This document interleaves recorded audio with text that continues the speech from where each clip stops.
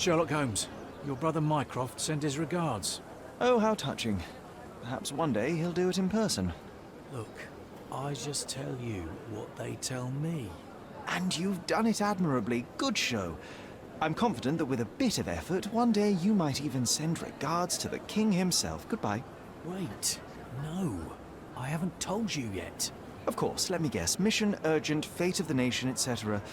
Mycroft busy with his tea parties, is he? Right. So, one of our agents has been involved in an accident and can't send us the confidential document she's obtained. We need you to go and ensure the job is completed. So, yes, urgent mission, fate of the nation. So, Mycroft needs another errand boy. And you are presumably too incompetent? Oh, don't give me that look. I'll go and check on your agent. Send Mycroft my regards. The details are in this note, Mr. Holmes. If I were you, I'd start to take this more seriously. Lives are at stake.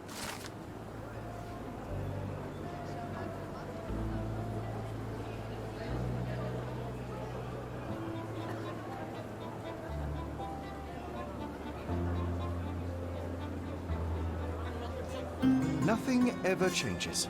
I'm pulled back and forth between my brothers playing all their silly games. Hey, at least mine are fun. Don't you have an assignment to work on?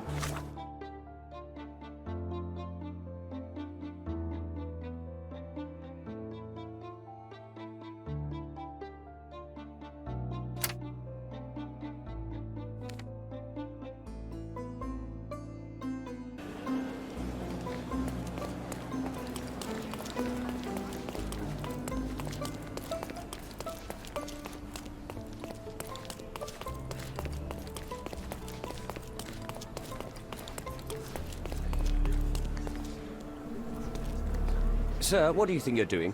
Officer. Oh, I know you.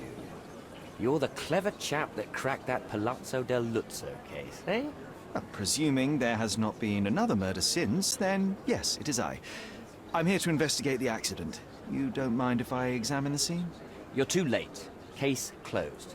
It was no accident. The rickshaw driver deliberately ran that poor woman over, and I'm taking him into custody. Oh, well, if that's the case, then my examination of the scene can hardly interfere with your brilliant work, Officer Huxley. Well, if you want to play detective, go ahead. But stay away from my business, all right?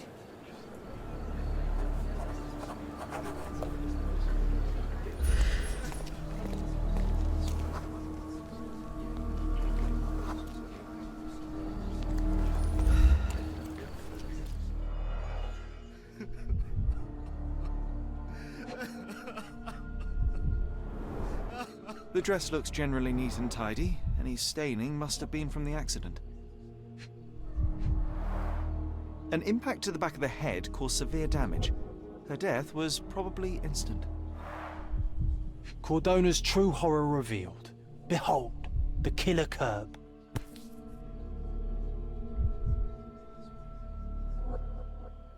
This pendant looks like it may contain something. Let's see.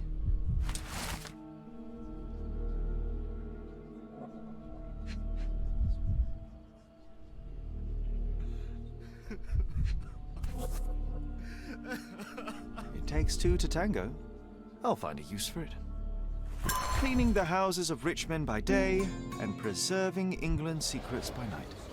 My friend, you know you're in trouble, right? But all this can go away for a small fee.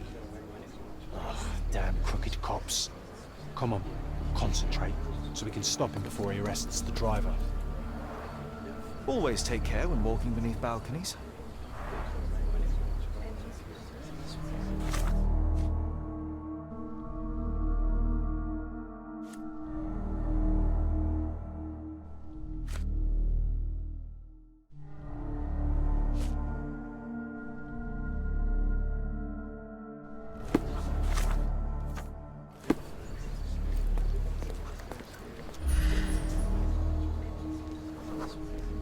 From the position of the body, we can deduce that Mycroft's agent walked down the street from the east.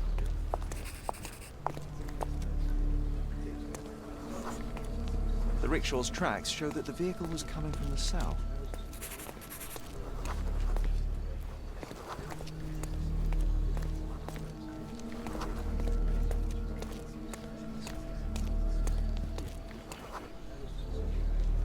The rickshaw gained speed down the slope of the road and was going too fast to stop for a pedestrian.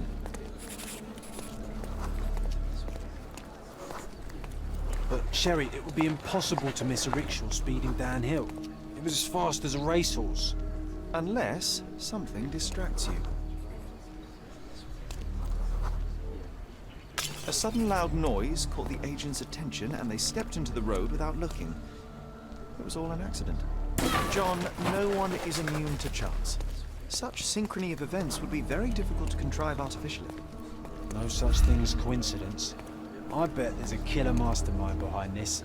Or a team of killers. Ooh, a secret global rickshaw conspiracy.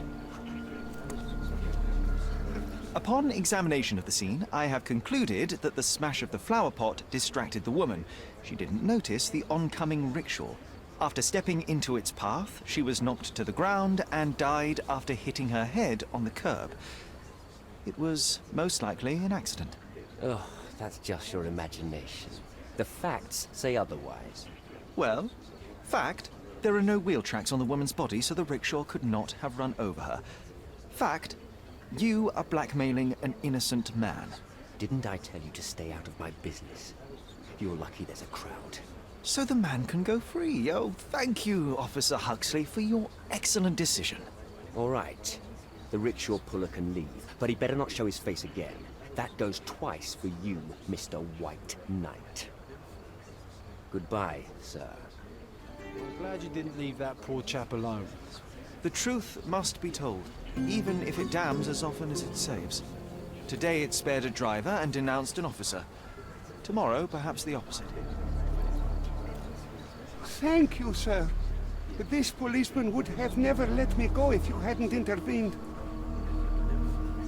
Did you hear about the vigilante in Cordona? It was me that locked him up. That means I can lock you up too.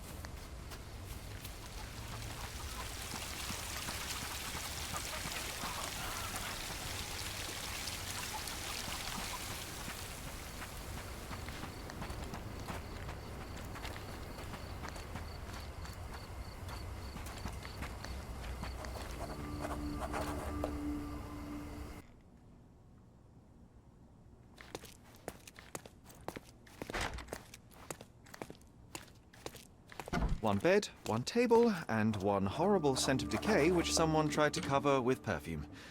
A typical safe house for Mycroft spies.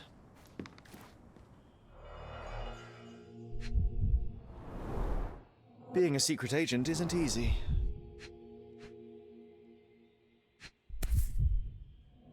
A brand new model. I must say, perfectly maintained. She took good care of it.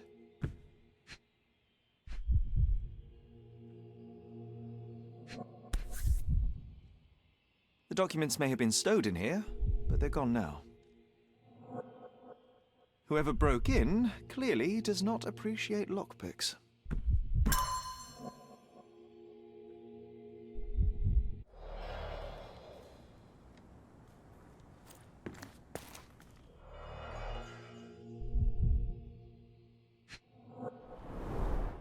Reminds me of the mess in your room, John.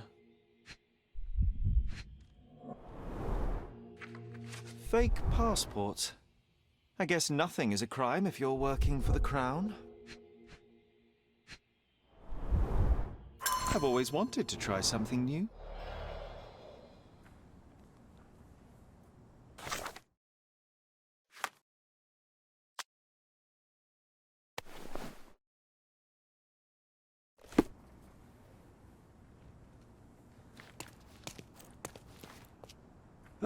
The espionage life where at any moment you could die.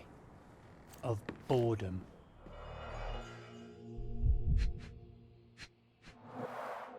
A brute force intrusion rather than a stealthy sneak-in.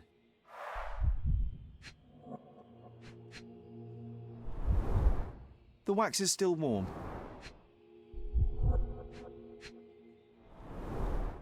Primitive, but efficient at breaking windows. Sloppy work. Unprofessional. Someone was in a hurry. Mycroft's documents were stolen.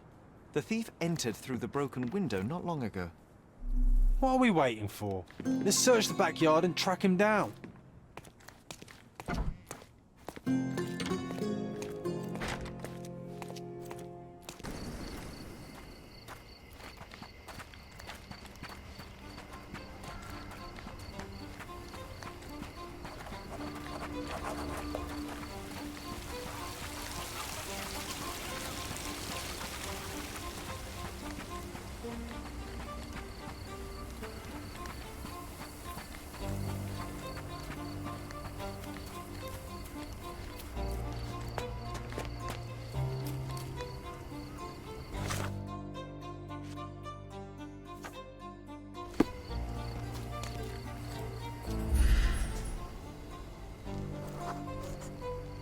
They were in such a hurry that they cut themselves.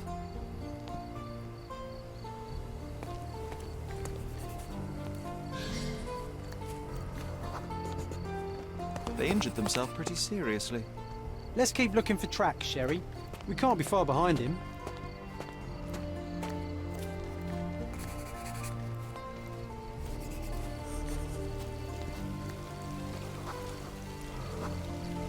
Look at the amount of blood. Does it mean they were waiting here for something? The police patrol schedule sends officers along here regularly. Our thief wasn't waiting. They were hiding.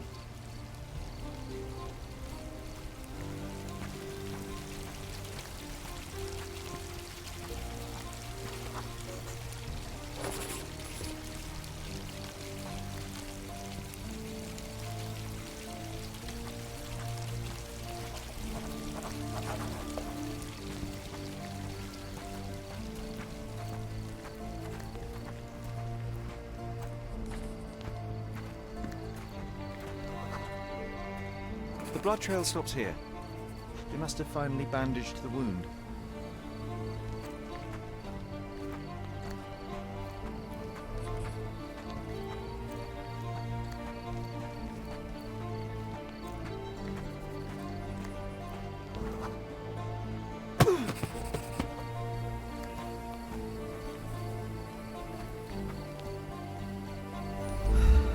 Oh, men are always in a hurry, and women always pay the consequences.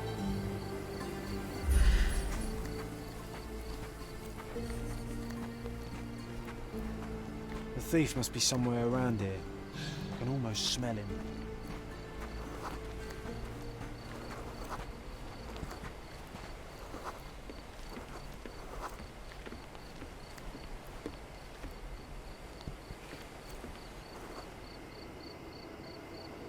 Piece of advice. Next time you try to steal from an agent of the United Kingdom, don't leave a trail of blood behind you. Try using a lockpick. So it seems this is it. You found me. And now I have no choice. No choice at all. He told me to give you this letter. So where are the documents, and who is he? Huh. Piece of advice. When someone tells you to mind your own business, listen. Oh,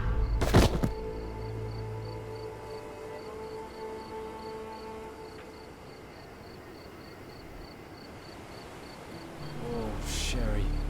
What horror could he have been facing that suicide was the better option? It's a grim augury indeed. There's something bigger brewing, John. We should inspect the poor man for any leads.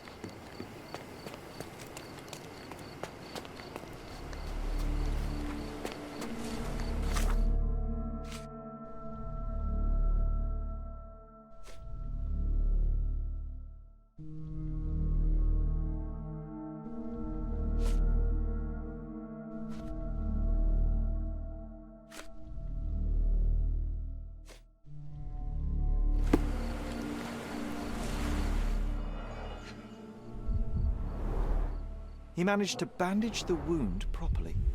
A strange act of self-preservation for a man on his way to suicide. A family insignia. Typical nobleman fashion. Old and made of silver. Not expensive, but might be an heirloom.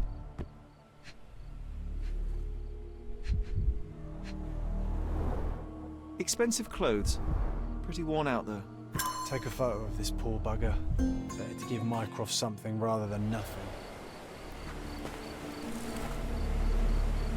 I suppose it may help in understanding the situation.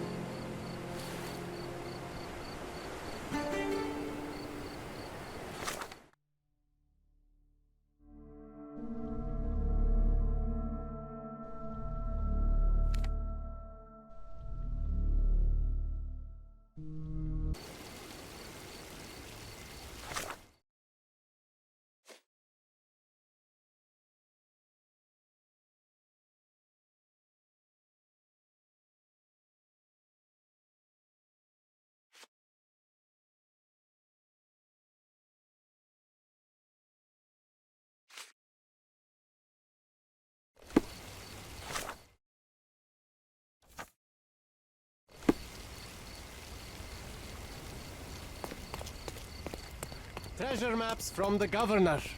Find 8 and come back for more.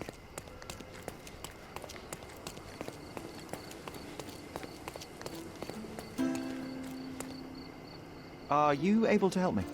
My dear fellow, you're talking to the right man.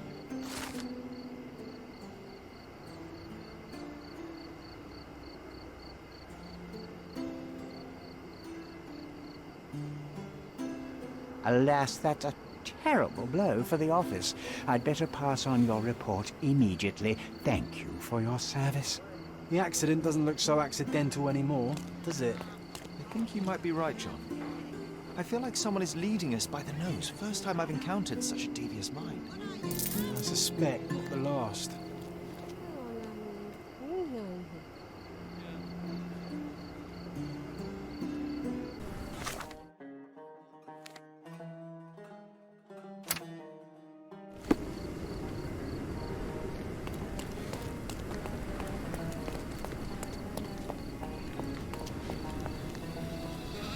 Mr. Holmes, your brother sent me. Oh, terrific. Let me guess. A mission of global importance, a nation forever in my debt? Let's get this over with. I see the Holmes demeanor is genetic.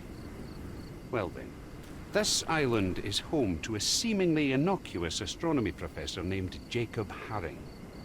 In high society, though, he's rather more infamous. He possesses a collection of scandalous materials that could compromise almost every aristocrat in Britain. And Haring recently got his hands on information that would expose one of our men. He agreed to return it, so long as he was paid a visit by a Holmes. And Mycroft was too busy watching the crown jewels?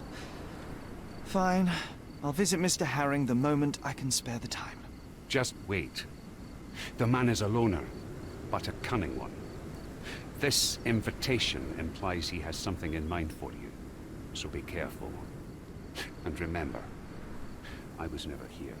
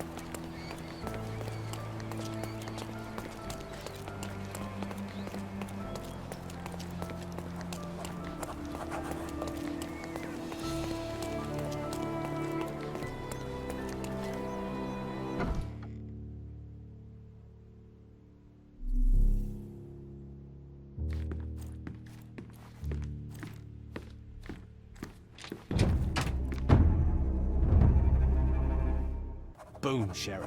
I found a corpse. Don't you think it's strange we always end up in situations like this? Seek, and ye shall find.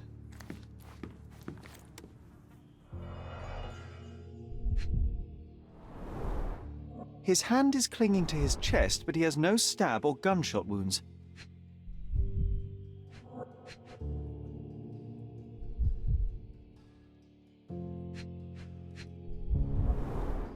Pattern 1796 light cavalry saber.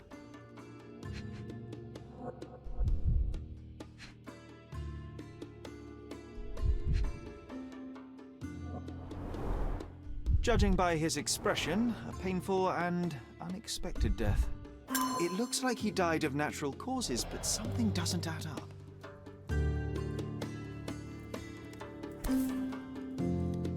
It would not be easy to cut this hat in two. Whoever is responsible is a master of their craft.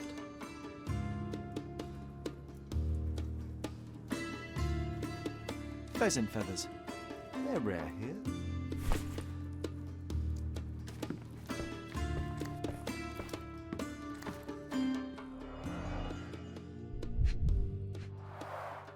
This was opened carefully.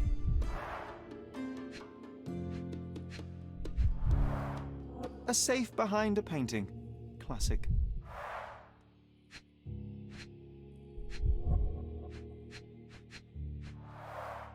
One presumes that empty safes are not some hip new trend. If you had an enormous collection of blackmail material, where would you keep it?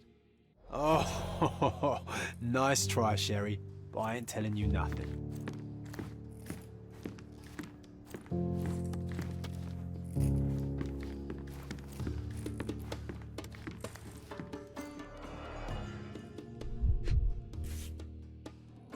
So, the victim is Professor Jacob Haring himself.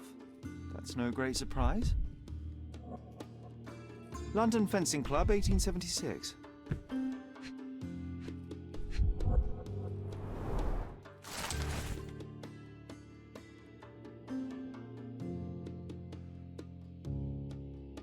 Completely healthy and ready to take part in the fencing competition. A man with a plan. Admittedly, not a great plan if you write on paper exactly when you will do your illegal business, but a plan nonetheless.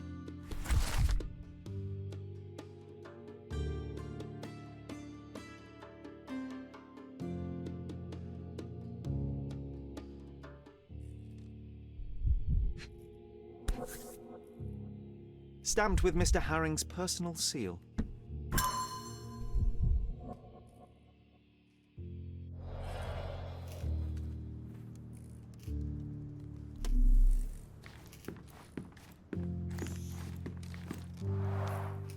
clock's hands aren't moving.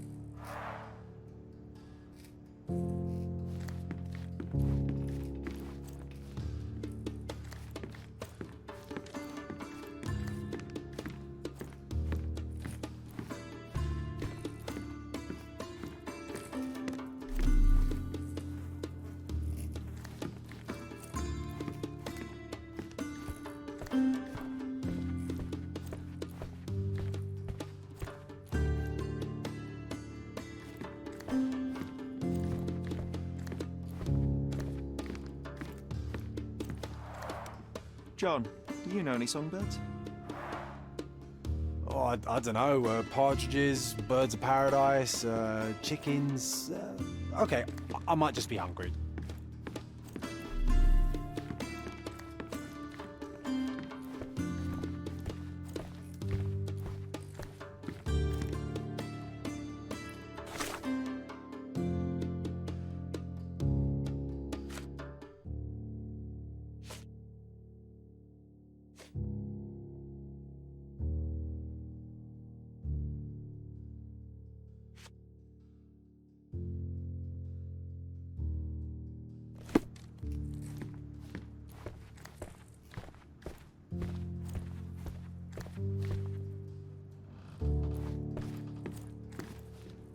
Old, but still deadly. 2 sabers used to be mounted here.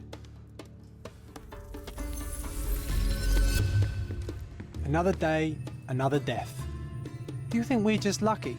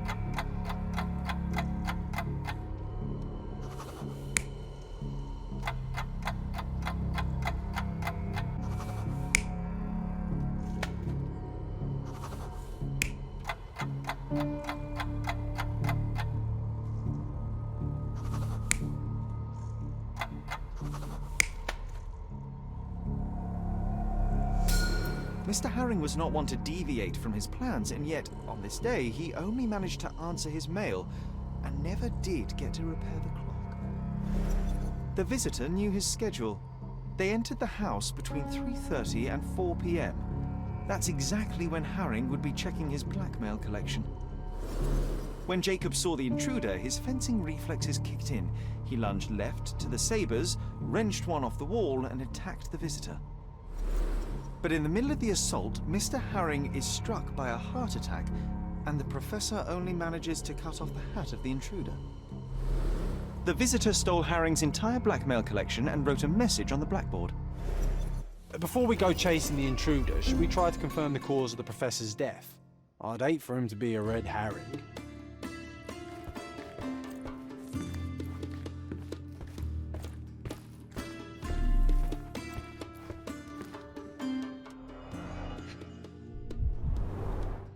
Half empty, or for John, half full.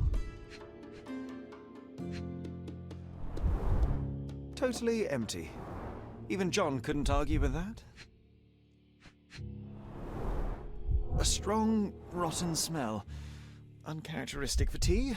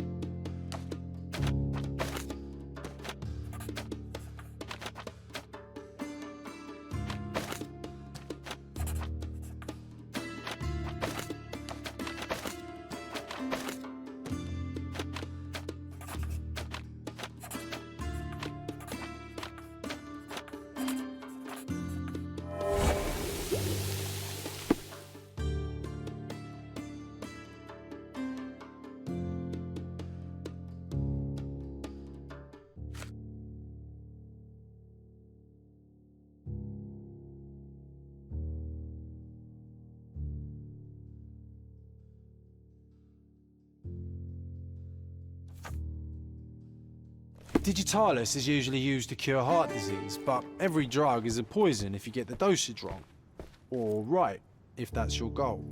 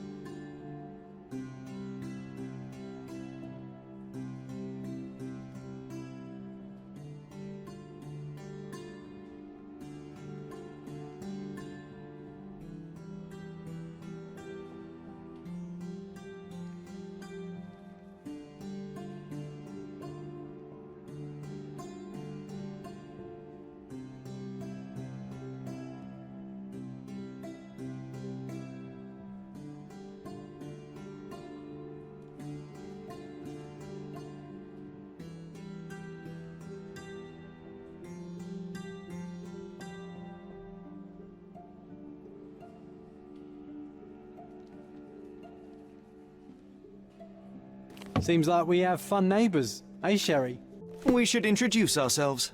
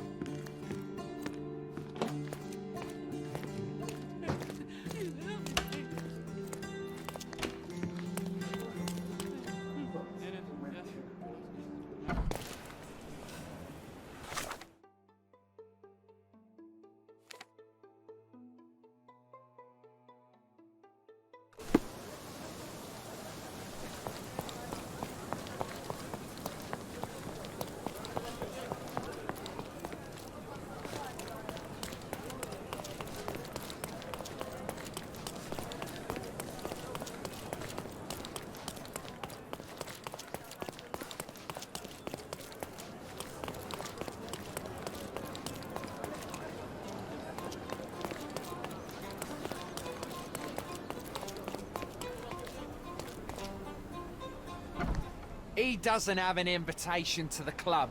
Get him, boys!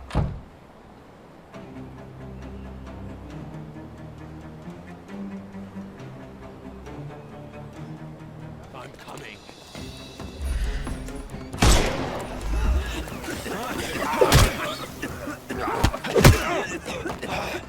Don't bother moving. You've lost.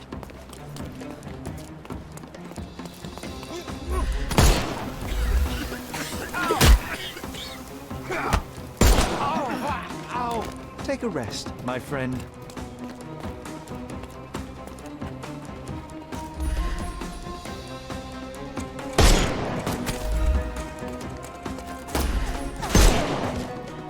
Time to knock this guy out.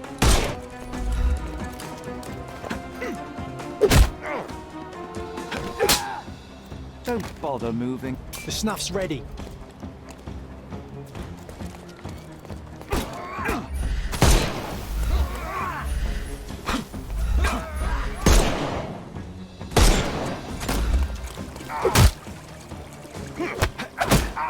Eat lead.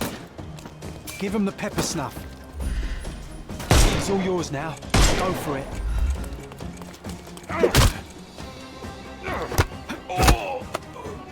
Too simple. The snuff's ready. You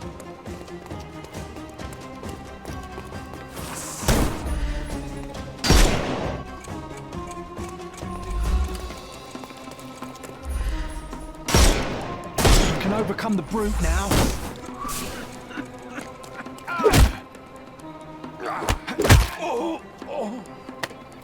No more crime for you until next month.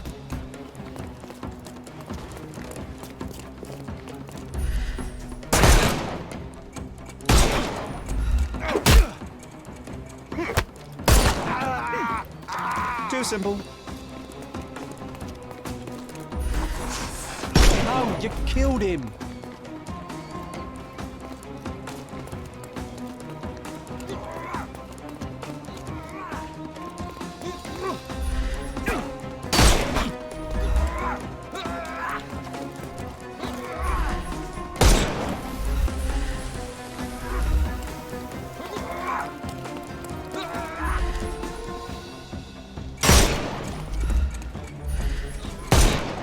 You can overcome the brute now. Give him the pepper snuff.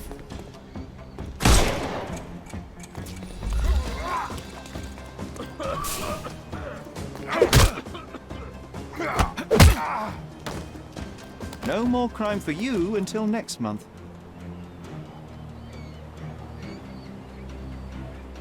All right, fella. I give up. Take me into custody. You have nothing on me anyway. So I'll walk out the station right after you do.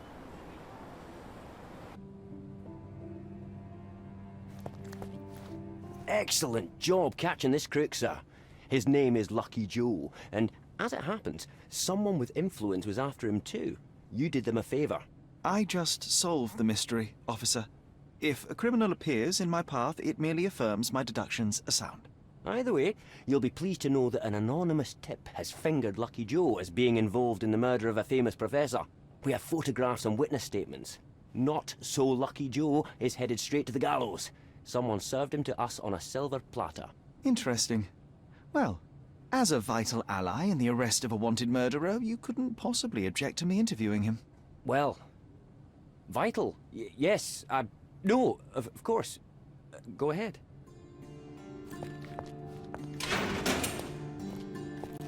Yeah.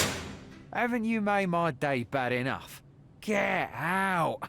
The police received an anonymous tip. Someone saw you entering Professor Jacob Harring's house. They have photos. You're in trouble.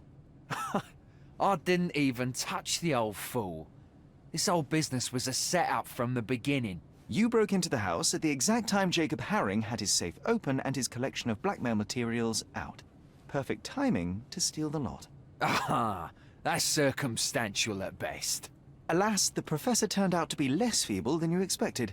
He pulled a saber from the wall and nearly took your head off. But lo, the vigor evaporated, and all at once he fell to the floor, grasping his chest as if his heart itself had given up. That's exactly what happened. And that's why I'll be out of this reeking cell by morning, once the coroner has done his business. Unlikely. You claim somebody set you up. If so, they will ensure that you're hanged. We both want to know who is truly behind this, so tell me the whole story. It may yet save your life. Oh, blast. All right. What do you want to know? Haring's blackmail collection was hardly public knowledge. It stands to reason that whoever informed you of his existence must be who set you up. Yes, obviously. But I've never seen his face, nor do I know his name. I received a note at El Palazzo de Lusso that gave me the address of Jacob Haring. It was signed with one letter, M. I cannot believe such an established gang leader would personally engage in burglary simply because he received a letter. It was not just a letter. I received something else with the note. A file. On me. And a bloody detailed one at that. I'm not sure if it was from Haring's own collection, but it contained things that could bury me and the entire damn Robbins. I burned the file in a heartbeat, but the note warned of others like it in Haring's safe. I needed to retrieve them, and got lucky. Lucky? Why? The note said that by being there at a very precise time, I'd find that safe opened. And it was right. So you broke into Professor Haring's study and stole the blackmail materials. What did you do with them? Do you like jokes? My humour tends toward the dry and bitter. Then you will love this one. As I fled Haring's place with the documents, a pickpocket snatched the folder from me on the street. I was played from the beginning. Beaten at my own game. They made a joke of me and the Robbins. And now I await the gallows. Ha! Ha ha ha! Oh, you're right, it was a good joke. But now things begin to make sense. Fear not, Joe. I will prove you didn't kill Professor Haring. What? Then you better do it fast. Per his schedule, Professor Haring had tea with a guest not long before you arrived. The tea in Haring's teapot was dosed with digitalis. A large dose of such a drug, coupled with physical exertion, can cause cardiac arrest. So if the old man hadn't attacked me... He may have lived, yes. But it wasn't you who killed him. The real murderer is the one that poisoned the professor and set you up. I'll make sure the police know it. Yeah, you may save my bacon. Oh, I wouldn't sing a victory song just yet. I believe they're preparing for a conversation with you on many subjects. Like the Robbins. I can handle those fools. I thought you were the copper's pet. But you have character those bloodthirsty mongrels lack. I respect that. Make no mistake, Joe, we are not friends. Should we meet again under different circumstances, well, you know my character.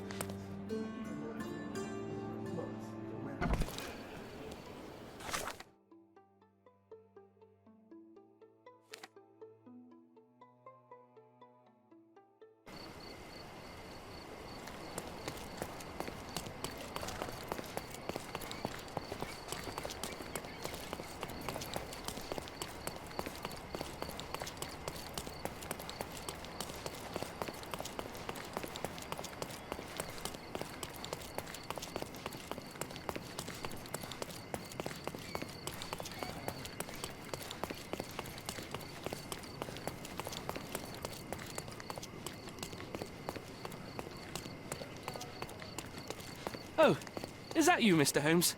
Please, come in. Now that the police have finished their investigation, Il Palazzo del Lusso has finally reopened.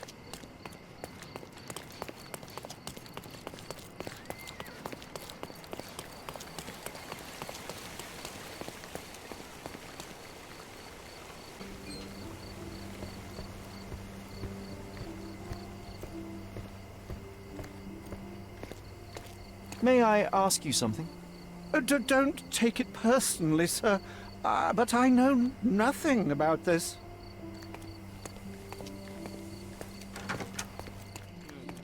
How can I help you, sir? Good day. I'm looking for room 227. An acquaintance of mine has invited me to visit him. Oh, Mr. Holmes, what a delight to see you again. Professor Malice told me he was expecting someone, but I didn't know it would be you. 227 is upstairs and to the left. He said you should spare him the trouble and let yourself in. Here's the key. I'm sure he'll be thrilled to see you. Professor Malice. Yes. Yes, of course. Well, I'd best not keep him waiting, thank you. Sherry, this feels awfully like someone has set a mousetrap and we're walking right into it. I have it under control, John.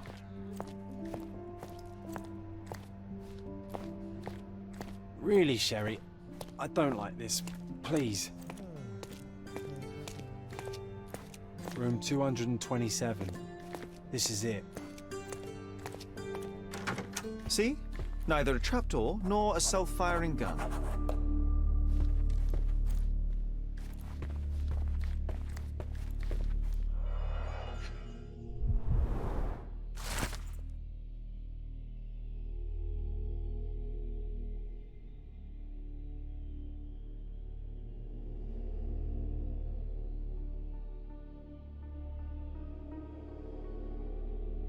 What did it say, Sherry?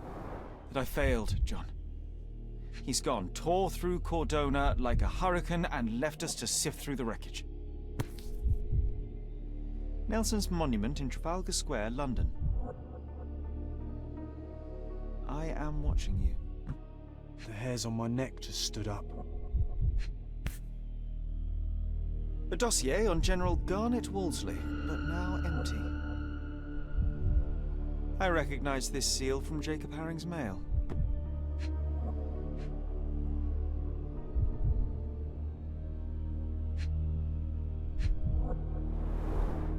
Extensive handwritten notes on Sirius B. It appears M was studying up. He left behind only what he wanted us to find. Infuriating.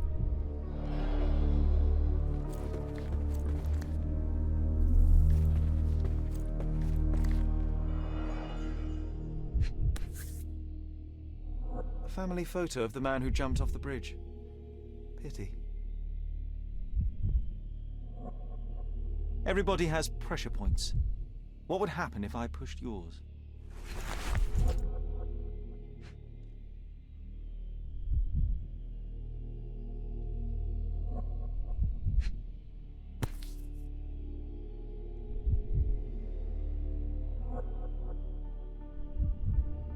Mysteries of Sirius B by Jacob Haring. Used, then discarded. Like everyone in his path.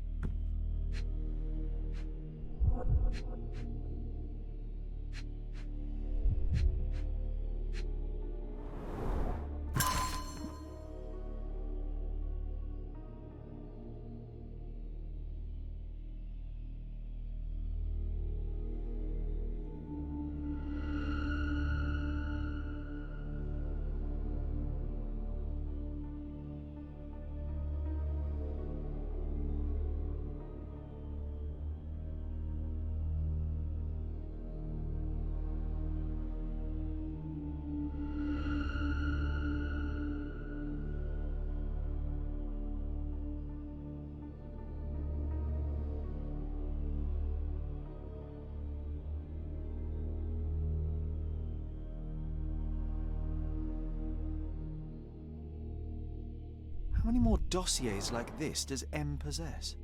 These people were not colleagues or co-conspirators, they were just implements M used to get what he wanted.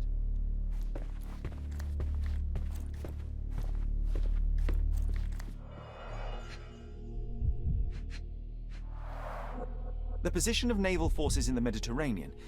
This M has his sights set on bigger things.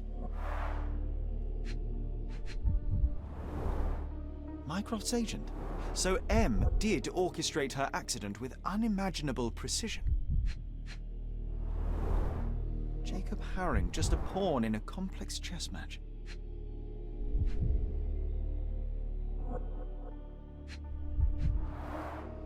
A marked map of Cordona.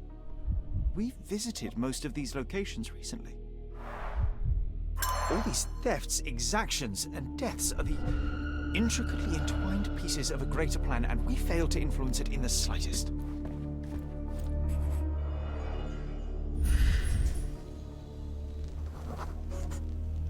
A clean champagne flute.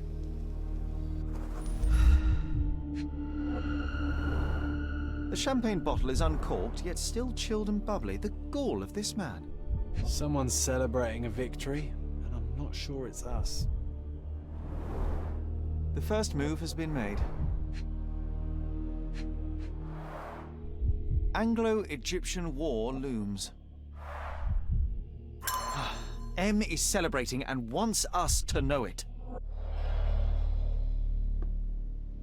We're too late, Sherry. M set this all up for us, knowing by the time we found it, he would already have left Cordona. No, there must be something I've missed. We can still catch him. There's nothing else here. It's over. You read his letter. He laid out this makeshift museum to taunt you. Don't give him the satisfaction. I will not cede defeat. I will treat this threat with the seriousness it deserves, which is to say, my absolute attention. Then you were giving him the win, Sherlock. Have you considered you might be out of your depth? He was sitting here in this very room, spinning his web around Cordona and beyond, manipulating and murdering people, using the Mediterranean as his playground like some sodding Napoleon of crime. Are you trying to suggest? I am not suggesting. I am stating outright that he is toying with you and you are too arrogant to avoid the bait. Sherlock, we stumbled into the lion's den. Now we must slow down, be smart, and make sure we get to walk out alive. So what do you suggest? I know you want to catch him on your own, but it's time to face the facts. You lost. The smartest thing we can do now is lick our wounds and tell Mycroft everything. Mycroft? Now you are being hysterical. Look around you, Sherry. He's stealing secrets from the Crown, toying with navies, fomenting war. You cannot catch him alone. We will need all your brother's connections to stop this madman before he does worse. Perhaps you're right. He could be anywhere in Europe, and the only practical way to find him is with Mycroft's eyes and ears. I shall endeavour to tell my brother the whole story as soon as I can stomach another humiliation. Good. Thank you. And it is not humiliation, it is humility. For now, we need to put this wretched affair behind us. M has gone. Best to focus on the reason we came to Cordona in the first place. You're right. I'm glad you were here. I'm always looking out for you, brother. Thank you, John. Now, shall we?